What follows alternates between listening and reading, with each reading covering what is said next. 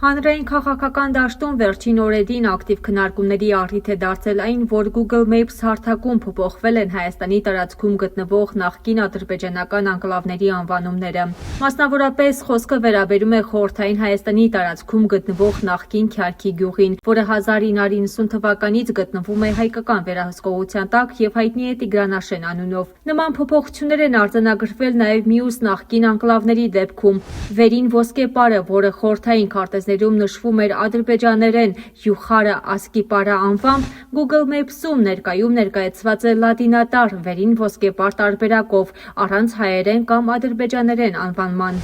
Իսկ Սոֆուլու Բարխուդարլին քարտեզում նշված է ադրբեջաներեն տարբերակով։ Միևնույն ժամանակ հայկական Արցվաշենը քարտեզում շարունակում է պահպանել հայերեն անվանումը։ Այս փոփոխությունները նոր քննարկումների տեղիք են տվել հատկապես այն ֆոնին, երբ վերջին շրջանում հաճախ են հնչում հայտարարություններ, թե սահմանազատման և սահմանագծման գործընթացի շրջանակում կարող է քննարկվել անկլավների փոխանակման տարբերակը։ Այդ մասին տարբեր ձևակերպումներով խոսել են նաև իշխանական շրջանակների ներկայացուցիչները։ Վերլուծաբանների մի մասի գնահատմամբ հնարավոր նման զարգացումները կարող են լուրջ ենթակառուցվածքային և անվտանգային խնդիրներ առաջացնել։ Մասնավորապես Տիգրանաշենի հանձնման դեպքում Հայաստանը կարող է Վայոց ձորի, Սյունիքի և Իրանի ուղղությամբ ստիպված լինել օգտվել շրջանցիկ Վեդի լանջարդ ճանապարհից։ Բացի այդ, կարող է առաջանալ նոր ճանապարհների կառուցման անհրաժեշտություն ազատամուտ Կայան այգեհովիտ հատվածում։ Ինչ վերաբերում է վերին ոսկեպարին, մասնագետները նշում են, որ Իջևան նոյեմբերյան գործող ճանապարհը շարունակում է մնալ Հայաստանի Հանրապետության տարածքում,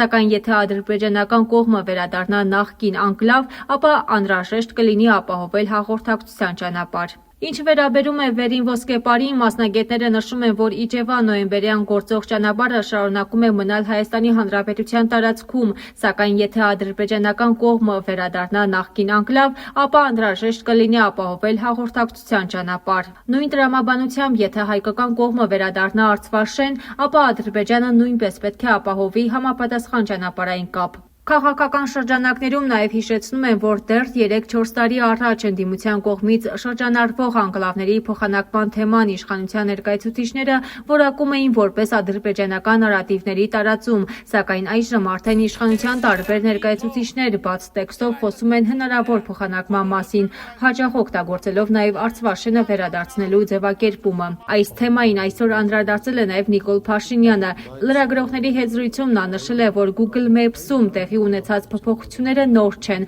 պարզապես հանրության մի մասը դրանք այժմ է նկատել։